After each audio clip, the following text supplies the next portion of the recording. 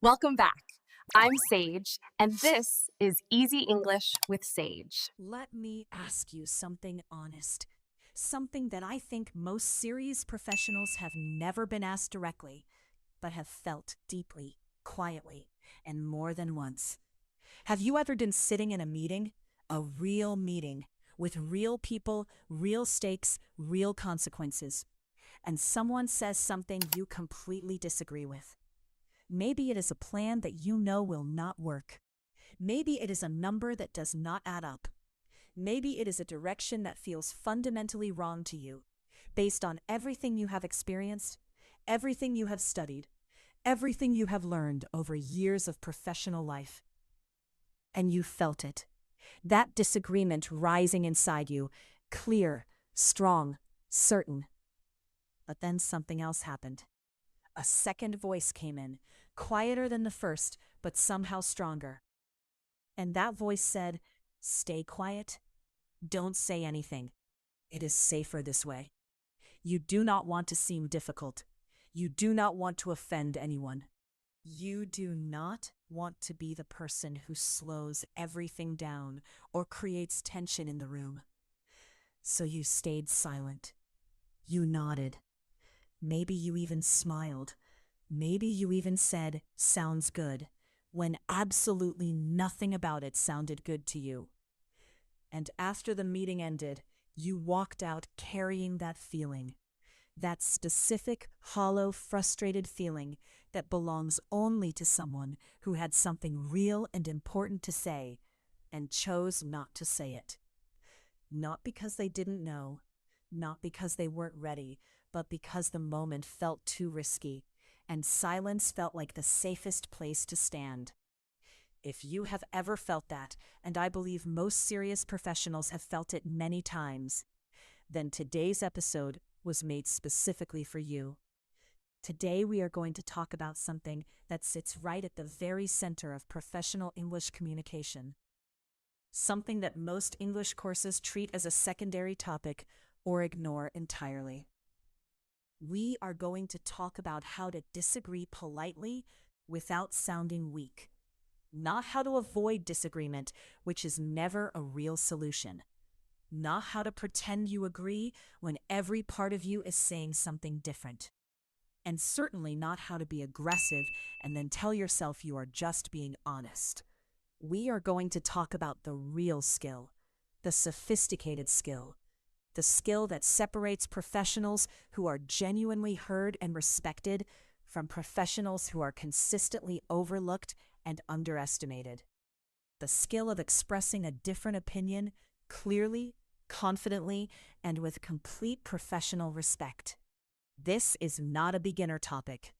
This is not a video about 10 polite phrases you should memorize and hope for the best. This is advanced professional communication built for adults who are serious about the way they present themselves in English-speaking environments, in international workplaces, in meetings with colleagues and clients and senior leaders who will form their impressions of you based on exactly how you speak in the difficult moments. If your goal is to sound confident, natural, and genuinely intelligent in professional English, this channel is built for you.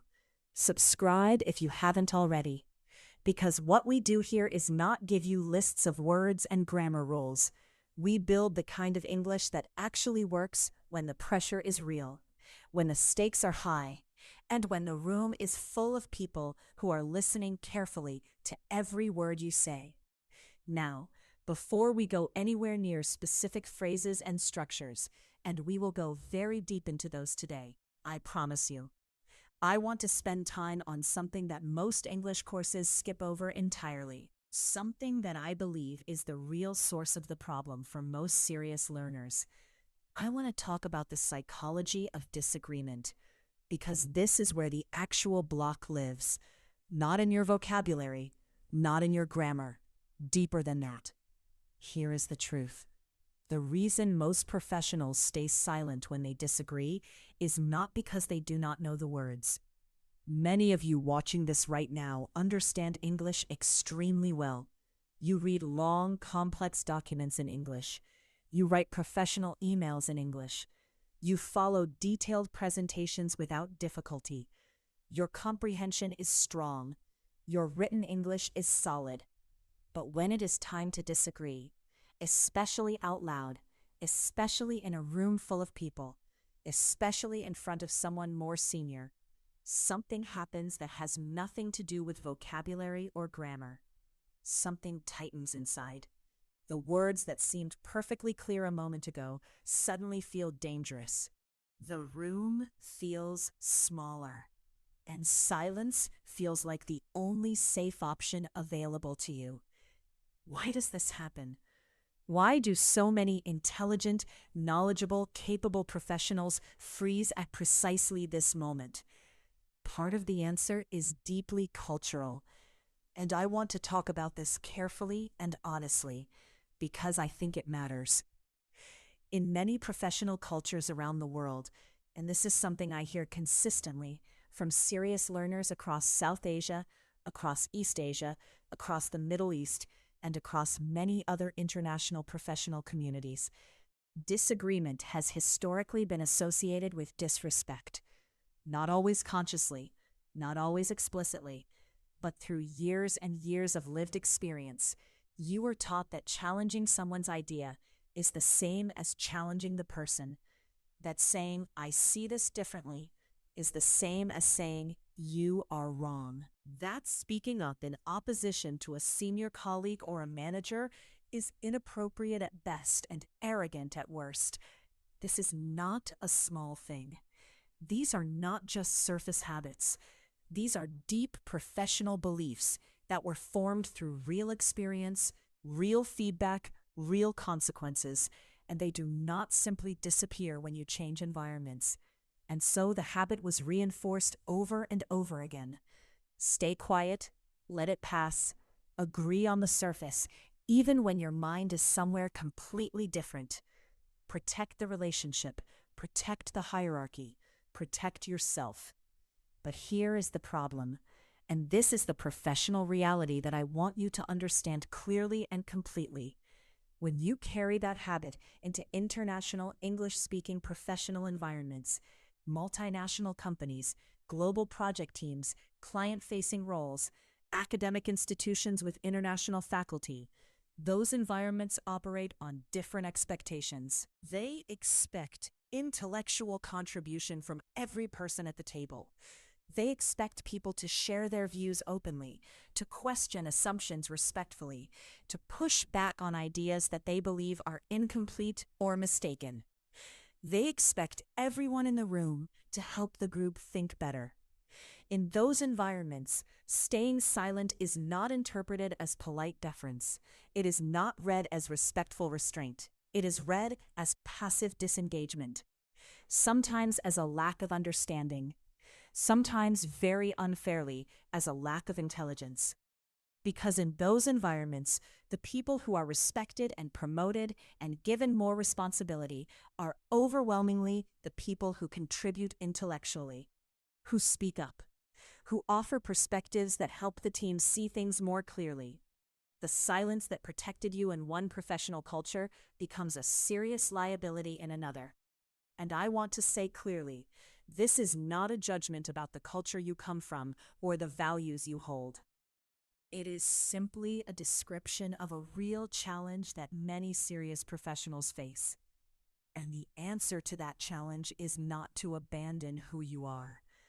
The answer is to develop a specific, learnable, practicable skill. What I want to call structured confidence.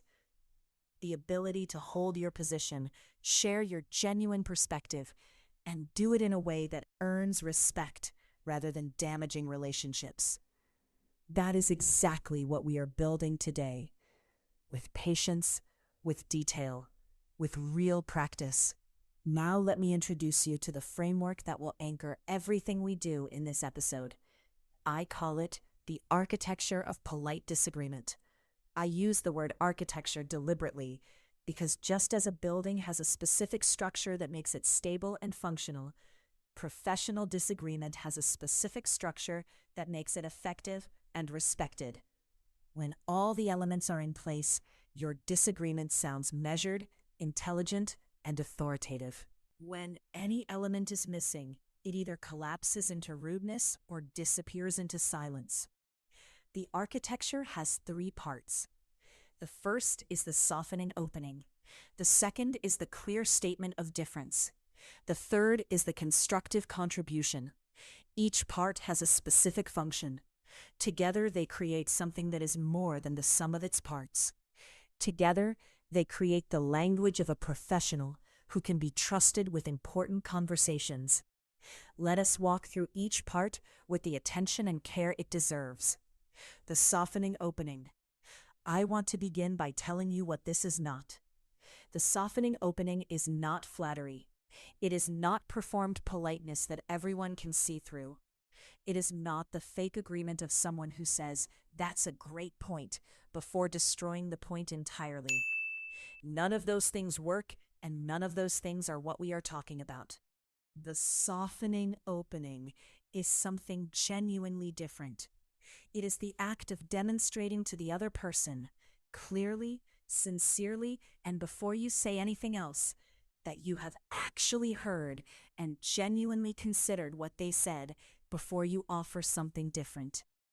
It is intellectual honesty in action. It is the acknowledgement that their thinking is worth engaging with, even when your conclusion is different from theirs.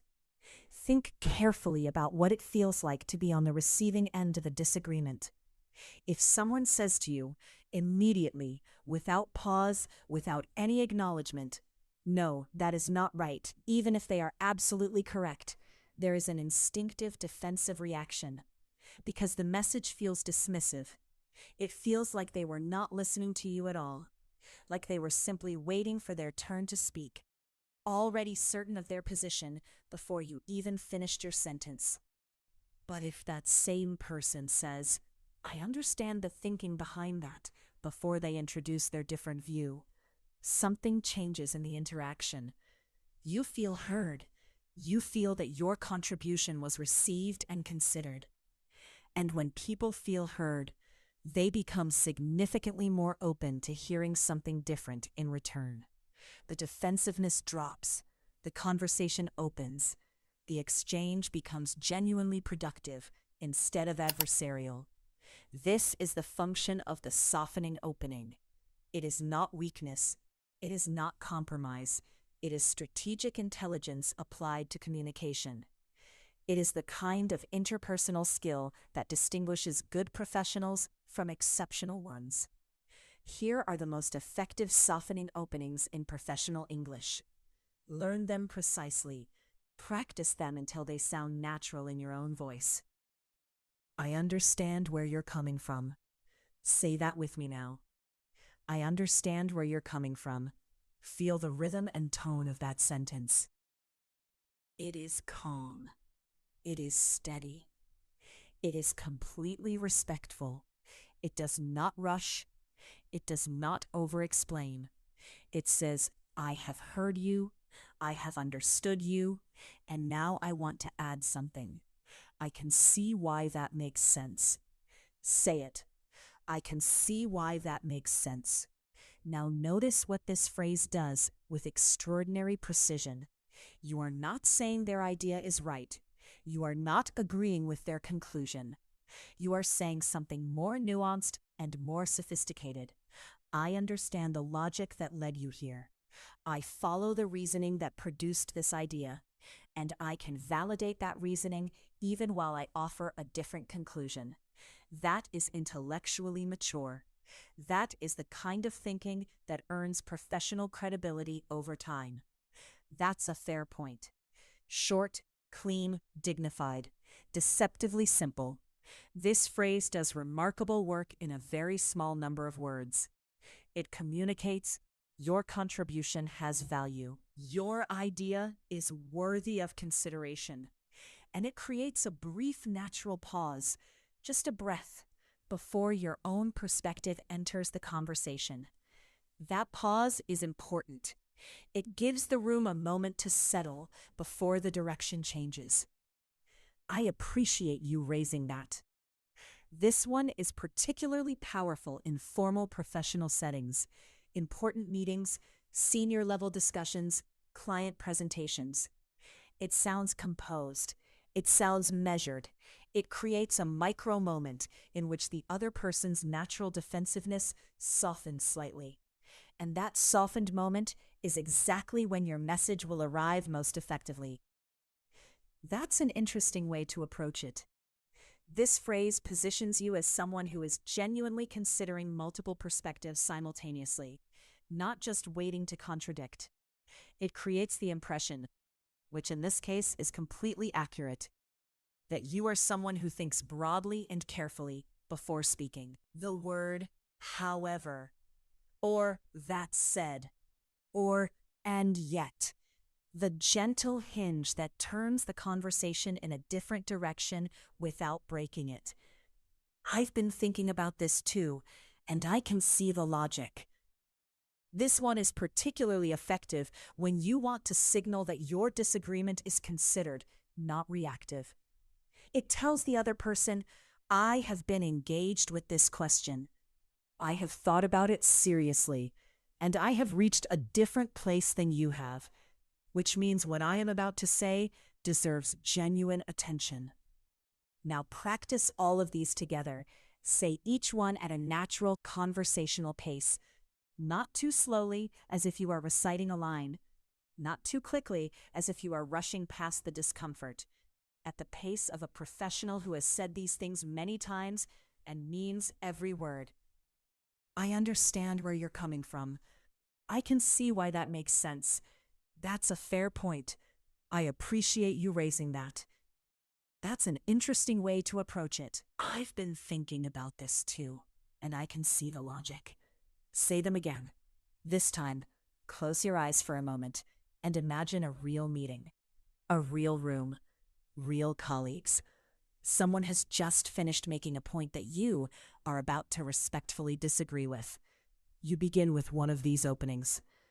I understand where you're coming from. Feel how that changes the energy of the moment before you have even said anything substantive. You are not attacking. You are not retreating. You are present. You are engaged. You are a professional who listens before they speak. And the room already respects that. Now we move to the second part of the architecture, the clear statement of difference. And I want to spend real time here, because this is where most people either go wrong in one direction or go wrong in the other. Here is the problem many professionals face at this exact moment. When they arrive at the point of actually stating their disagreement, they do one of two things. Either they push too hard, the disagreement comes out too forcefully, too bluntly, and immediately creates a defensive reaction in the other person. The conversation closes down instead of opening up. Or they pull back too far. They soften the disagreement so thoroughly, wrap it in so many layers of qualification and apology, that it effectively disappears. No one in the room is even sure they heard a different opinion. The person walks away frustrated, having said nothing that mattered. Both of these are failures, and they come from the same underlying source: discomfort with the moment of difference itself. Discomfort with the act of saying, clearly and directly, I see this differently than you do. What you want, what we are building today, is something in the middle. Clarity without aggression, honesty without attack. A statement that is direct enough to actually be heard and specific enough to actually mean something, while being respectful enough that it does not damage the relationship or close down the conversation. The single most important principle for this part of the architecture, and I want you to hold on to this because it will change your professional communication permanently, is this: own your perspective rather than attack their position. What does that mean in real terms? It means understanding the difference between saying, that will not work, and saying, I'm not sure that would work in our specific situation. The information content is similar. The impact is completely different. The first version is a declaration about reality. It will not work, full stop. The second version is a statement about your considered professional judgment. Based on what I know and what I have seen, I have doubts. One closes the conversation, the other opens it. It means understanding the difference between you are missing the point and I see it a little differently. One is a verdict on the other person's thinking. The other is a description of your own perspective. One makes the other person feel criticized and defensive. The other invites them into a genuine exchange of views. It means understanding the difference between framing your disagreement as objective fact, as if you are announcing something that is simply true, regardless of context or interpretation, and framing it as your professional perspective, as something you are contributing to a shared conversation, not imposing on someone else's reality. When you say, "That is wrong," even if it absolutely is wrong, you are making a claim about the world. You are positioning yourself as the authority on what is true. And people respond to that kind of claim with defensiveness, because their identity feels implicated in the idea they put forward. Challenging the idea feels like challenging the person. But when you say, "I see it a bit differently," you are making a claim about your view of the world. And it is genuinely difficult to argue against someone's perspective because the perspective belongs to them. It is theirs. Disagreeing with it means engaging with the substance of what they are saying, which is exactly the kind of productive, professional conversation you want to have. This shift from "you are wrong" to "I see it differently" is one of the most powerful and most underused moves in professional communication. Use it consciously, use it consistently, and watch how the quality of your professional conversations changes over time. Now let's look at the specific phrases that do this work. I see it a little differently. I want to spend a moment with this one because it is so simple that it is easy to underestimate. Simple, clean, non-aggressive. This phrase invites conversation rather than ending it. It announces, "I have a different view, and I believe it is worth discussing." Say it with me now. I see it a little differently. Let it settle. And practice saying it without any apology in your voice, because it does not need an apology. It is a professional statement of perspective. It is honest. It is appropriate. It deserves to be said with confidence. I have a slightly different perspective on this. More formal in register. Particularly appropriate for strategic discussions, formal presentations, or conversations with very senior stakeholders where you want to signal both intellectual confidence and professional restraint. I have a slightly different perspective on this. Notice how the word "slightly" works here. It signals that your difference is real and substantive, but not absolute or combative. It keeps the conversation open rather than polarizing it into two opposing camps. I'm not entirely convinced by that approach. This is excellent when your disagreement is specifically about a plan, a strategy, or a proposed course of action. The phrase "not entirely convinced" is doing very precise professional work. It says, "I have heard your reasoning. I have taken it seriously. I have not dismissed it. But I have not reached the same conclusion you have reached, and I want to explain why. I'm not entirely convinced by that approach." Say it, and notice, deeply notice, how different that sounds from "I don't think that will work." The meaning is almost identical. The professional impact is completely different. My concern with that is, this is powerful when your disagreement has a specific, nameable focus. It is direct, it is professional, and crucially, it keeps the focus on the issue, the concern, rather than on the person who proposed the idea. My concern with that is the timeline. My concern with that is the assumption we're making about customer behavior. My concern with that is the resource commitment in the second half of the year. Each of those sentences contains a real, substantive disagreement, but none of them feel personal. None of them feel like an attack. They feel like professional input from someone who is thinking carefully about the problem. I wonder if we might be looking at this too narrowly. This is a sophisticated phrase because it introduces disagreement in the form of a collective question rather than an individual assertion. It says, together we might be missing something, not you specifically, not anyone in particular, but all of us collectively might be looking at this in a way that is too limited. I wonder if we might be looking at this too narrowly. This is particularly powerful in group settings where you want to shift the direction of a conversation without singling anyone out or creating a win-lose dynamic. I'd push back gently on that. This one is used regularly by very confident, very senior professionals in high-level discussions. It is worth learning and practicing, even if it feels slightly bold at first. The word gently is essential. It softens the push, signals awareness of the relationship, and keeps the tone collegial. But the phrase is honest. You are pushing back. Everyone in the room knows it.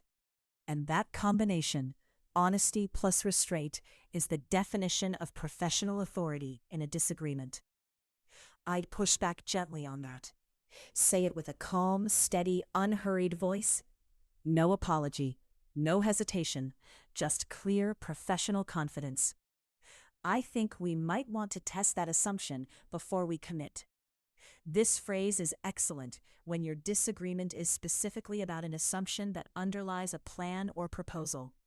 It does not attack the conclusion directly. It questions the foundation. And questioning the foundation is often more effective. Because if the assumption is wrong, everything built on it needs to be reconsidered. I think we might want to test that assumption before we commit. That sounds thoughtful. That sounds like someone who is protecting the group from a mistake, not someone who is looking for an argument. Based on what I've seen, I'm not sure we can rely on that. This is effective when your disagreement is grounded in your own direct professional experience. It grounds the disagreement in evidence, your experience, rather than presenting it as pure opinion. Based on what I've seen, I'm not sure we can rely on that. It tells the room, I have relevant experience here. I am drawing on that experience. And based on what I know, there is a concern worth addressing. I want to talk about something that connects the second part of the architecture to the third, the moment of transition between your statement of difference and your constructive contribution. In spoken professional English, the pivot word or phrase is important because it determines the tone of everything that follows. Choose the wrong pivot, and your disagreement can still sound aggressive, even with the best phrases on either side of it. Choose the right pivot, and the transition feels natural, respectful, and collaborative. The pivot words and phrases you want to use are these. That said. That said is one of the cleanest and most professional pivots in English. It acknowledges what has come before while signaling a turn. I can see the logic in that approach. That said, I do have a concern I want to raise. And yet, slightly more literary, slightly more formal. Used well, it sounds thoughtful. I appreciate the urgency here. And yet I think there is a risk we haven't fully addressed. I do want to flag something, though. This is excellent in spoken conversation. The word though at the end is a natural signal that something different is coming.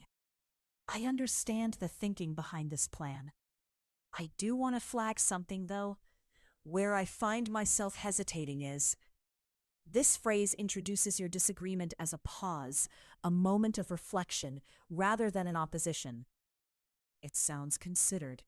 It sounds like someone who has been genuinely thinking. Where I find myself hesitating is around the timeline assumptions. My hesitation is similar in effect, clean, professional, direct without being aggressive. These pivots are the hinges of the architecture.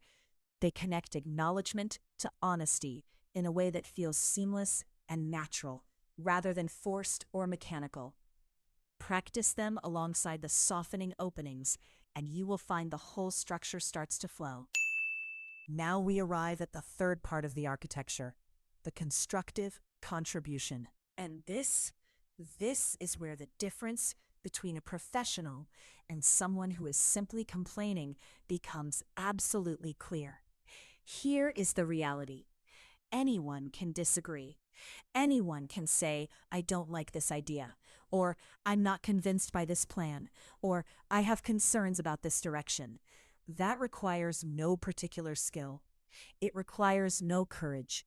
It requires no intelligence. It is the simplest possible response to something you disagree with. What is genuinely difficult, what is genuinely valuable, is disagreeing in a way that moves the conversation forward, that adds something, that gives the group a way to think about the problem differently, a question they had not considered, an alternative that deserves exploration, a risk that deserves to be acknowledged before a decision is made. When you bring that third element, the constructive contribution, your disagreement transforms entirely. It is contribution. It is no longer a problem the group has to manage. It is a resource the group can use. And you are no longer the difficult person in the room. You are the thoughtful person, the careful person, the person whose concerns are worth taking seriously because they always come with something useful attached. Here are the phrases that carry the constructive contribution most effectively. What if we considered? This is the most versatile constructive contribution phrase in professional English. It introduces an alternative without declaring the original idea wrong. It invites exploration rather than demanding acceptance. What if we considered a phased approach rather than a full rollout? What if we considered getting more data before we commit to this direction? What if we considered a pilot in one region before we scale globally? Each of those sentences contains a genuine disagreement with whatever was proposed. None of them feel like obstruction. They feel like the contribution of someone who wants the group to succeed. I think there might be another way to look at this. An open invitation. A generous phrase. It says, I have a different perspective and I would like to offer it to the group. Not impose it, offer it. I think there might be another way to look at this. That is the language of someone who is confident in their view, but respectful of the process. Have we thought about what happens if? This question introduces consequence and risk, the things that a plan or proposal may not have fully accounted for. Have we thought about what happens if the timeline slips? Have we thought about what happens if the market responds differently than we expect? Have we thought about what happens if we discover later that the assumption was wrong? These questions do not attack the plan. They expand the conversation around the plan. They ensure that the group is making its decision with full awareness of what is possible, not just what is hoped for. One thing I'd want to make sure we don't overlook is this phrase positions your contribution as something essential that might otherwise be missed. Not a rejection of what has been proposed, an addition to the conversation. One thing I'd want to make sure we don't overlook is the impact on the teams who have to implement this. One thing I'd want to make sure we don't overlook is the regulatory environment in that market. One thing I'd want to make sure we don't overlook is the signal this sends to clients who are already watching us carefully. Would it make sense to explore? Question-based, collaborative, confident. Would it make sense to explore whether there are lower risk ways to achieve the same outcome? Would it make sense to explore this with the finance team before we finalize? Would it make sense to explore how similar organizations have handled this kind of transition? These questions move the conversation forward while respecting the group's authority to make the final decision. What I'd suggest instead is more direct. Appropriate when you have a clear alternative in mind and the context is right for offering it plainly. What I'd suggest instead is a 90-day pilot with defined success metrics before we commit to full implementation. What I'd suggest instead is a brief stakeholder consultation before we communicate this publicly. Confident, clear, constructive. Is there a version of this that addresses the concern I'm raising? This phrase is elegant because it keeps you focused on the shared goal, finding a version of the plan that works, rather than positioning you as someone who simply wants to block the current version. Is there a version of this that addresses the concern I'm raising? It says to the room, I am not opposed to moving forward. I am opposed to moving forward in a way that carries this specific risk. If we can address the risk, I am with you. Now let me bring the full architecture together in a way that shows you exactly what it sounds and feels like when all three parts are working together as a single, fluent, professional response. Imagine you are in a planning meeting. Your manager has proposed launching a new product in 6 weeks. You have been through similar launches before, and based on that experience, you believe 6 weeks is not sufficient to do this properly. The testing will be rushed, the rollout will be under-resourced, and if something goes wrong at launch, the damage to the product's reputation in the market will be difficult to recover from. Here is how 3 different people might respond.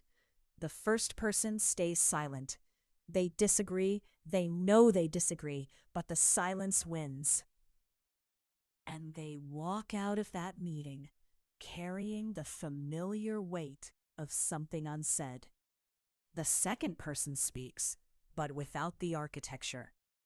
6 weeks isn't realistic. That's not enough time. True, but blunt. The manager's instinctive response is defensiveness, not reflection. The third person, the professional who has built the architecture into their natural communication, says this: I can see the urgency behind this timeline, and I completely understand why moving quickly matters for this product. I do want to raise something, though. Based on what I've seen in previous launches of similar scale, I'm not entirely convinced that 6 weeks gives us adequate time to test properly and manage the rollout without significant risk. My concern is specifically around what happens if we encounter an issue post-launch. At that point, recovery becomes much harder and more expensive than prevention would have been. What if we considered a soft launch approach at 8 weeks? That would still give us real speed to market, protect us from the most serious risks, and set the product up for a stronger start. Read that response carefully. Walk through every element. The softening opening. I can see the urgency. I understand why moving quickly matters. The pivot. I do want to raise something, though. The clear statement of difference. I'm not entirely convinced that 6 weeks gives us adequate time. The specific named concern.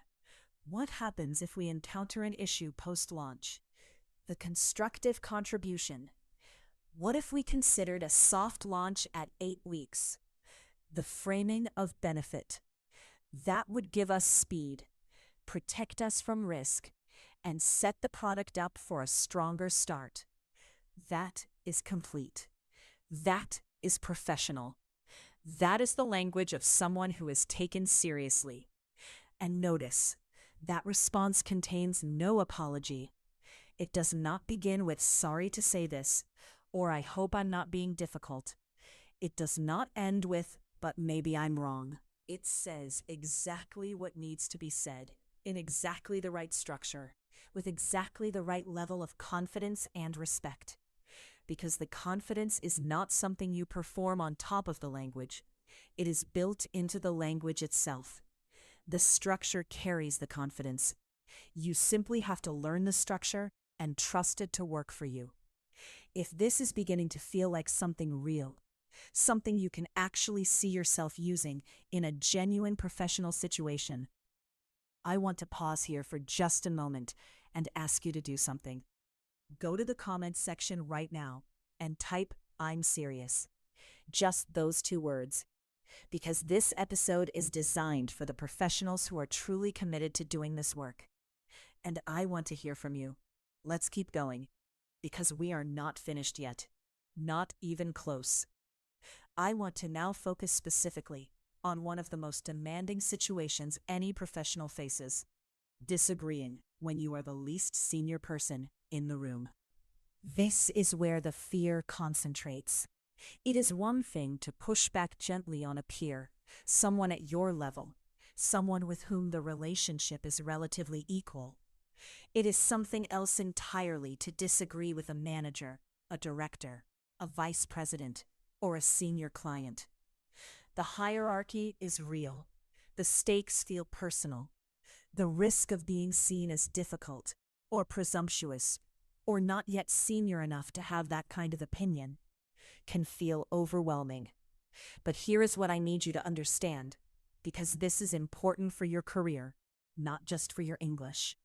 In serious international professional environments, the professionals who build the strongest reputations over time are almost never the ones who simply agree with whatever their seniors say.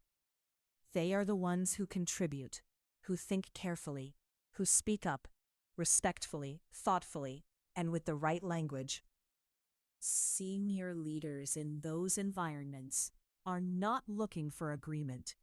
They have enough people who will agree with them. What they genuinely want, what makes someone stand out, what gets someone put on a project, promoted, given more responsibility, is the rare person who will tell them something they need to hear, in a way that shows intelligence and respect at the same time. You can be that person. With the right language, you can be exactly that person.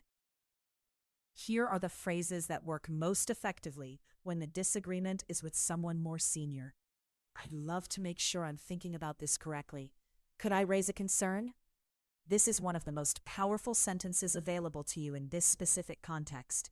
It positions you, before you have even stated your concern, as someone who is trying to think carefully and correctly. Not someone who is looking to challenge, not someone who is testing their authority against the senior person's authority. Someone who wants to get it right, and who believes they may have identified something worth discussing. And the question at the end, could I raise a concern, is a small act of professional courtesy that most senior people respond to with genuine openness. I'd love to make sure I'm thinking about this correctly. Could I raise a concern? Say that. Practice it. Own the sound of it. I want to make sure we fully thought through the implications. Would it be useful if I walked through a potential issue I'm seeing? Again, you are framing your disagreement as a service to the group's decision-making, not as a correction of a superior.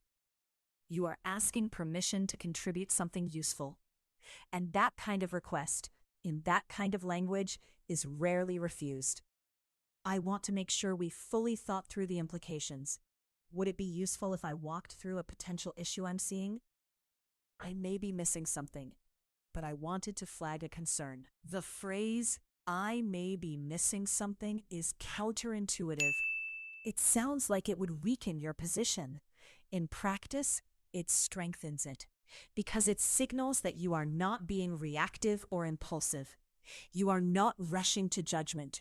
You are thinking carefully enough to acknowledge that your perspective might be incomplete, which is actually a sign of intellectual maturity, not weakness. I may be missing something, but I wanted to flag a concern.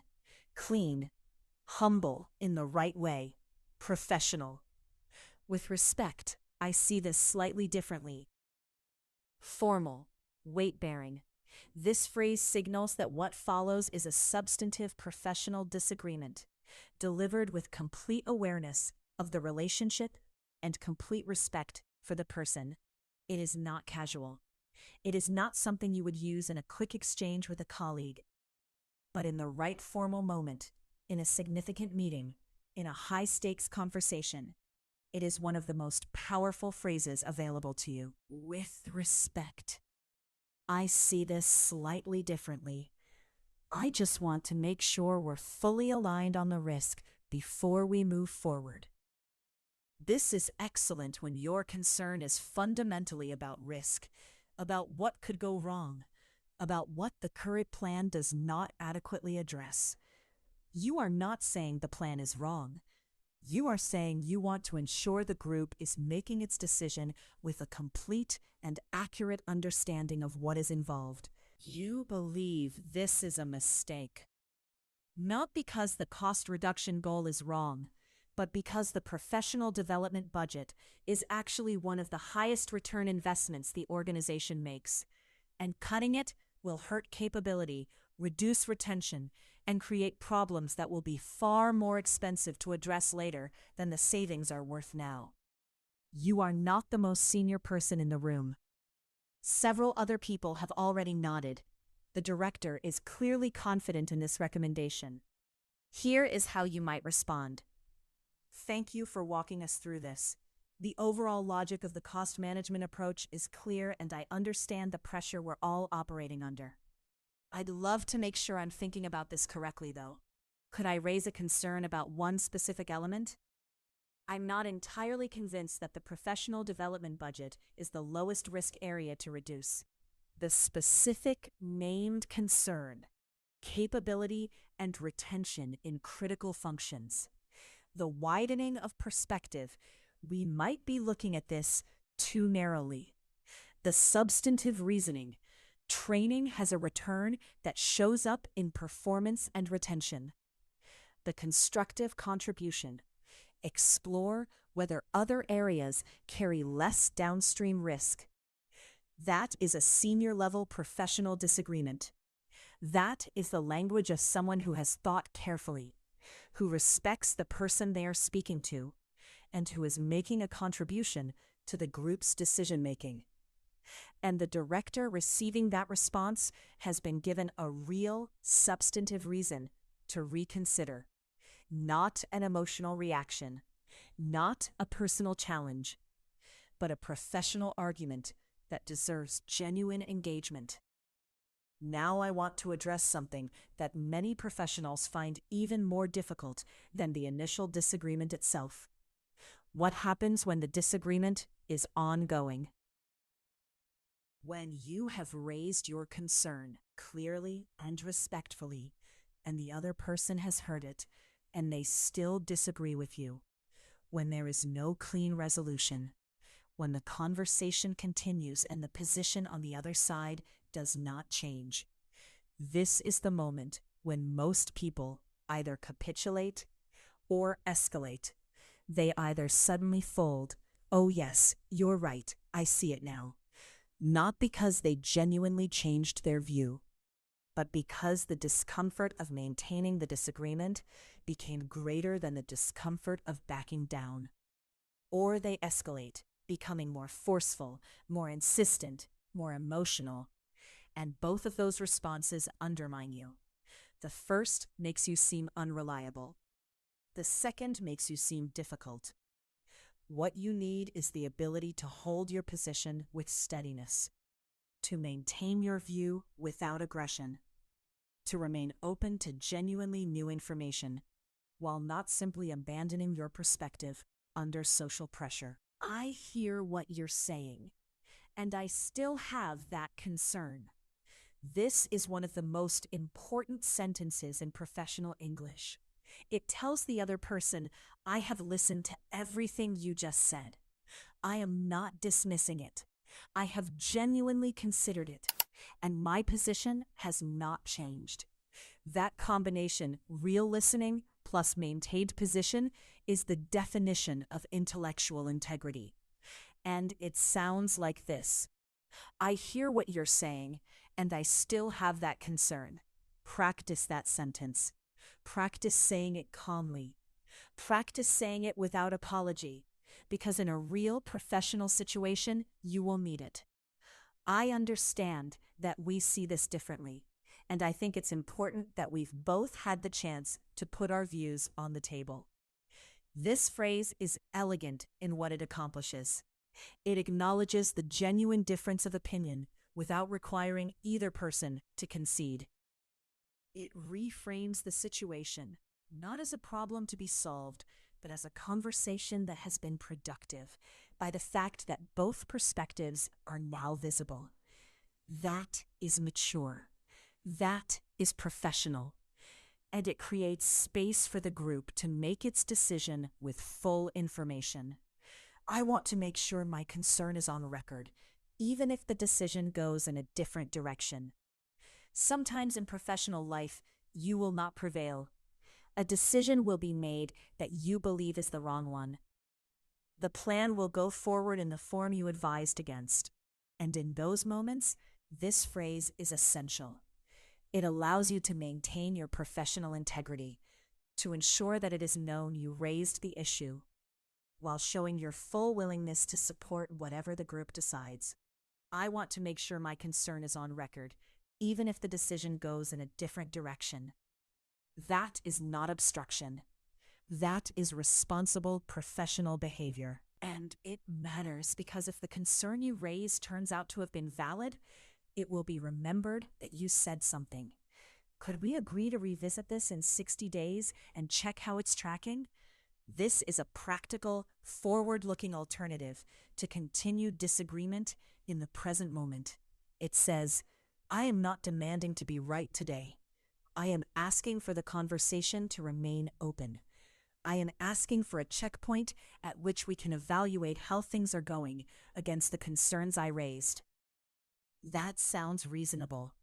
That sounds like someone who cares about outcomes, not just about winning the argument. And it often creates more genuine movement than insisting further in the moment. I'll absolutely support the direction we're taking.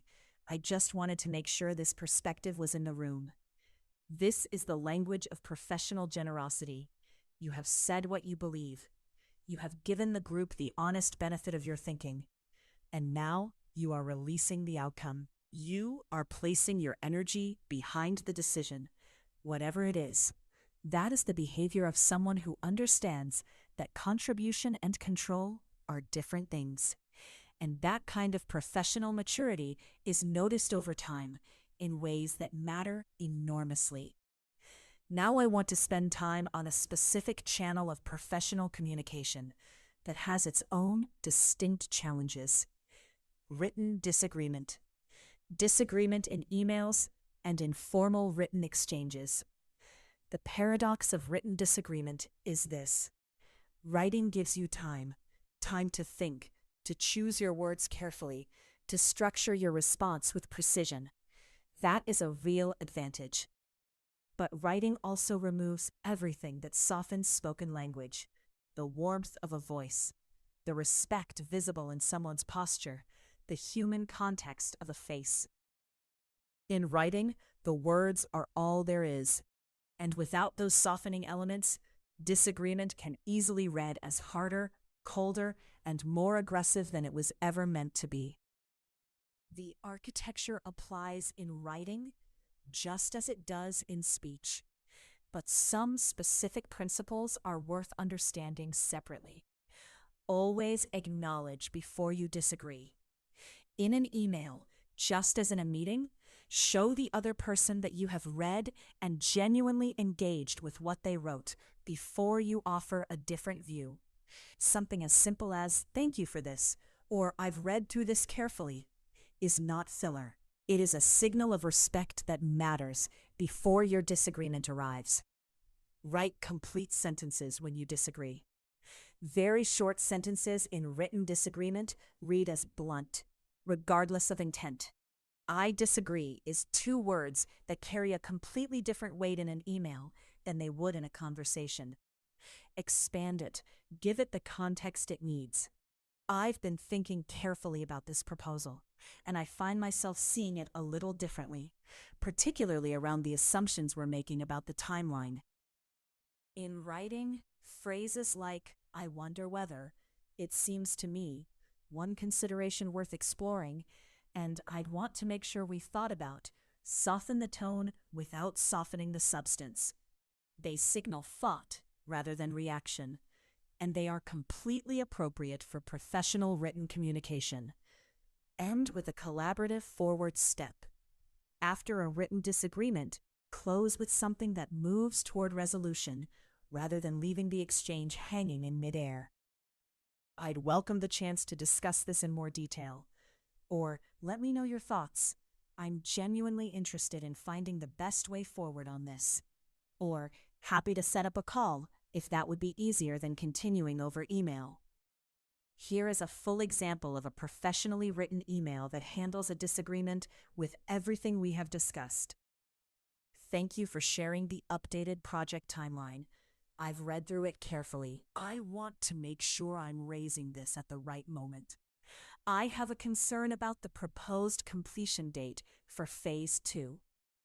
Based on the scope we agreed in our January planning session and the team's current capacity, I'm not entirely convinced that the Q2 target is achievable without significant compromise to the quality of the output.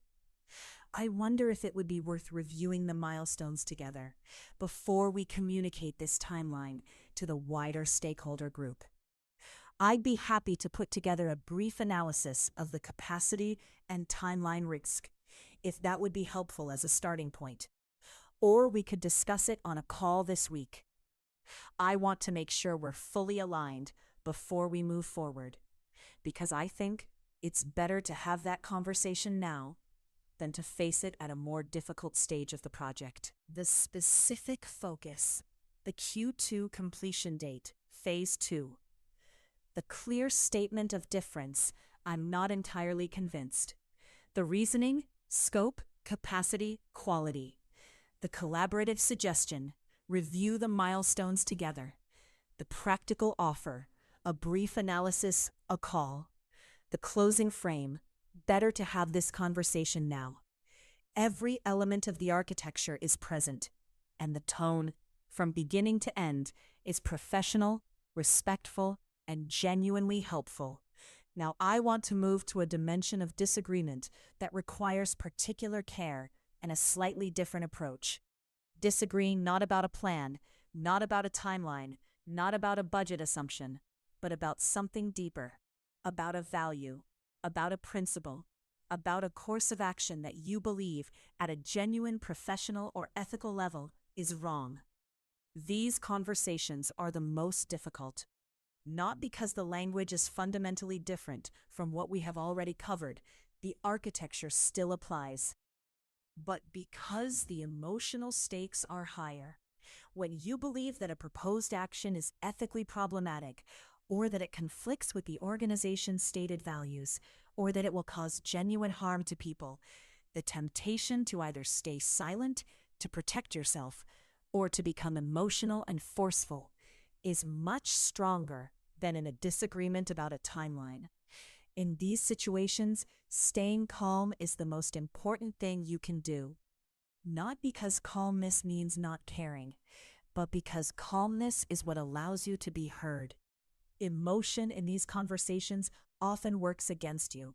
It shifts the focus from the substance of your concern to the intensity of your feeling, and it makes it easier for others to dismiss what you are saying as an overreaction rather than a legitimate professional concern. Here are the phrases that are most effective when the disagreement involves values or ethics. I want to raise something that feels genuinely important to me, and I hope we can discuss it openly. This signals the weight of what follows without being aggressive. It tells the room, this is not a minor tactical point. This matters to me professionally, and I am asking to discuss it in a spirit of genuine openness. I want to raise something that feels genuinely important to me, and I hope we can discuss it openly. I'm not comfortable moving forward with this without first making sure we fully considered the impact on the people involved.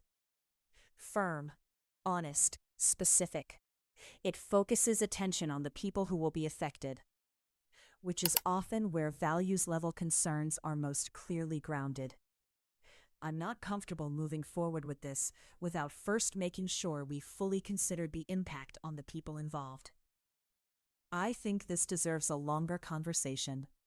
Would it be possible to find dedicated time to discuss it properly, rather than deciding it here? Sometimes the right professional response is not to resolve the disagreement in a rushed moment, but to insist that it receives the time and attention it deserves. I think this deserves a longer conversation.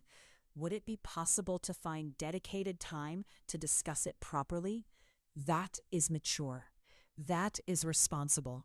And it prevents important concerns from being swept past in the momentum of a busy agenda. I want to make sure we're making this decision with a full understanding of what we're committing to, including the risks we might not have fully named yet. This frames your concern as being in service of good decision-making. You are not opposing the decision. You are asking that it be made with complete information. I want to make sure we're making this decision with a full understanding of what we're committing to, including the risks we might not have fully named yet. Now, let's move into the sustained practice section of this episode. This is where the work becomes genuinely yours. I am going to give you a series of real professional situations. For each one, I want you to build a full response using the complete architecture: softening opening, clear statement of difference, constructive contribution. I want you to say each response out loud, not silently, out loud at a natural speaking pace, in a voice that belongs to a professional who knows what they are doing. This matters because speaking is a physical skill. Your mouth, your breath, your pace, your tone, these all need to learn these patterns, not just your mind. The goal is for these phrases to become automatic, to be there for you in the real moment without requiring you to consciously search for them. Situation 1. A colleague has proposed using a specific vendor for a significant contract. You have worked with this vendor before on a smaller project, and you found their delivery inconsistent and their communication unreliable. I can see you've put real thought into this recommendation, and the research you've done is useful. I do want to flag something based on my own experience with this vendor. I found their delivery inconsistent on a project we worked on together about 18 months ago, and I'm not entirely confident that has changed. What if we consider doing a brief reference check with 2 or 3 other organizations who have used them recently before we commit? That way, we go in with a more complete picture. I do want to flag something based on my own experience with this vendor. I found their delivery inconsistent on a project we worked on about 18 months ago, and I'm not entirely confident that has changed. What if we consider doing a brief reference check with 2 or 3 other organizations who have used them recently before we commit? That way we go in with a more complete picture. Good. That is clean. That is honest. That is professional. Situation 2. In a team meeting, your manager has proposed that the team produce a report for senior leadership by the end of the week.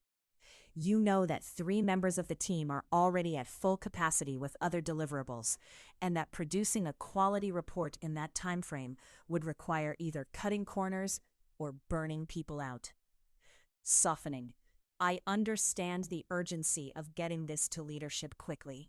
I do want to be transparent about the capacity situation because I think it's better to name it now. 3 of the team are already fully committed this week, which means meeting that deadline either means compromising the quality of the report or creating serious pressure on people who are already stretched. Would it be possible to have a brief conversation about prioritization before we commit to the timeline? I want to make sure we give leadership something they can genuinely rely on. And I think that conversation will help us figure out the best way to do that. I understand the urgency of getting this to leadership quickly, and I know it's important. I do want to be transparent about the capacity situation because I think it's better to name it now. 3 of the team are already fully committed this week, which means meeting that deadline either means compromising the quality of the report or creating serious pressure on people who are already stretched. Would it be possible to have a brief conversation about prioritization before we commit to the timeline? I want to make sure we give leadership something they can genuinely rely on. And I think that conversation will help us figure out the best way to do that. That sounds like a thoughtful professional protecting their team and the quality of the work. That is exactly what it is. Situation 3. A senior stakeholder has suggested an approach to communicating a significant organizational change that you believe will create confusion and anxiety among the broader team if it is not handled carefully. Softening. I appreciate the thinking behind this approach. Moving quickly and confidently on the communication makes a lot of sense. Statement of difference. My concern, though, is how it will land with the wider team. Based on what I'm hearing from conversations on the ground, there's already some anxiety around this change, and I'm worried that this particular framing might heighten that rather than settle it. Constructive contribution. What if we considered a slightly different opening to the communication, one that acknowledges the change directly and creates more space for questions? I think that would actually build more confidence in the long run, not less. Say it. Fully. Calmly. I appreciate the thinking behind this approach. Moving quickly and confidently on the communication makes a lot of sense. My concern, though, is how it will land with the wider team. Based on what I'm hearing from conversations on the ground, there's already some anxiety around this change, and I'm worried that this particular framing might heighten that rather than settle it. What if we considered a slightly different opening to the communication, one that acknowledges the change directly and creates more space for questions? I think that would actually build more confidence in the long run, not less. Every element is there, and the professional who delivers that response is someone worth listening to. One more. Situation 4. A client has stated firmly and with confidence that they want to launch the campaign in 3 weeks. Based on your professional experience, you know that 3 weeks will not produce the quality of work that will actually achieve their goals. You could deliver something in 3 weeks, but it would not be what the client actually needs. Softening. I completely understand the urgency here, and I want to help you move as quickly as we genuinely can. Statement of difference. I want to be honest with you about something, though, because I think that honesty is what will actually serve you best. In my professional judgment, 3 weeks will not give us enough time to produce the work at the standard that will actually achieve the outcomes you're looking for. What we'd deliver in 3 weeks would technically meet the deadline, but it would underperform against your goals. What I'd recommend instead is a 5-week timeline with a clear milestone at week 3 so you can see exactly where we are and what's coming. That gives you accountability and visibility, and it gives us the time to produce something that genuinely works for you. Say that full response. Let it become yours. I completely understand the urgency here, and I want to help you move as quickly as we genuinely can. I want to be honest with you about something, though, because I think that honesty is what will actually serve you best. In my professional judgment, 3 weeks will not give us enough time to produce the work at the standard that will actually achieve the outcomes you're looking for. What I'd recommend instead is a 5-week timeline with a clear milestone at week 3, so you can see exactly where we are and what's coming. That gives you accountability and visibility, and it gives us the time to produce something that genuinely works for you. That is honest. That is confident. That is what a trusted professional advisor sounds like. Now, I want to close this episode with something that goes beyond phrases and beyond practice.